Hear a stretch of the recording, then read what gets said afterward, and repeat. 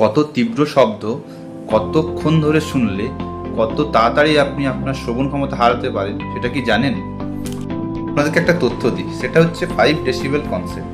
অর্থাৎ 85 ডেসিবেলের শব্দ আপনি যদি মাত্র 8 ঘন্টা কন্টিনিউ শোনেন তাহলে কিন্তু সেটা আপনার শ্রবণ ক্ষমতা নষ্ট করে দিতে পারে।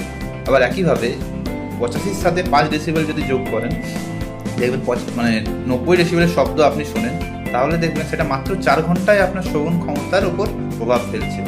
আবার 95-90 ডেসিবেলের শব্দ যদি মাত্র 2 ঘন্টা শোনেন, সেটাও আপনার ওই একইভাবে ক্ষতি সাধন করবে। আবার 100 ডেসিবেলের শব্দ মাত্র 1 ঘন্টার মধ্যে আপনার ক্ষতি সাধন করবে। সেইভাবে 105 ডেসিবেল শব্দ আপনার মাত্র 8 ঘন্টার মধ্যে ক্ষতি সাধন করবে। 110 ডেসিবেল শব্দ আপনার ক্ষতি সাধন করবে মাত্র 15 মিনিটে। 115 ডেসিবেলের শব্দ আপনার শ্রবণ ক্ষমতার উপর প্রভাব বিস্তার করবে মাত্র 7 মিনিটে।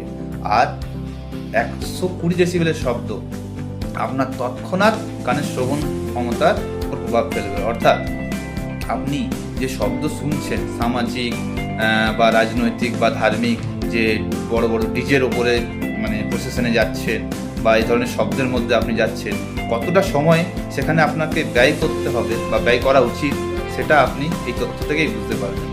আপনার শ্রবণ ক্ষমতা রক্ষা করার দায়িত্ব আপনার নিজের। তাই আপনাদের কাছে রিকোয়েস্ট করব, নিজের বিবেক এবং বুদ্ধিকে কাজে লাগিয়ে নিজের শ্রবণ ক্ষমতার উপর নিজে ধ্যান দিন এবং সেটা বাঁচানোর চেষ্টা করুন। কারণ একবার শ্রবণ ক্ষমতা হারিয়ে গেলে সেটা ফিরে পাওয়া খুব মুশকিল।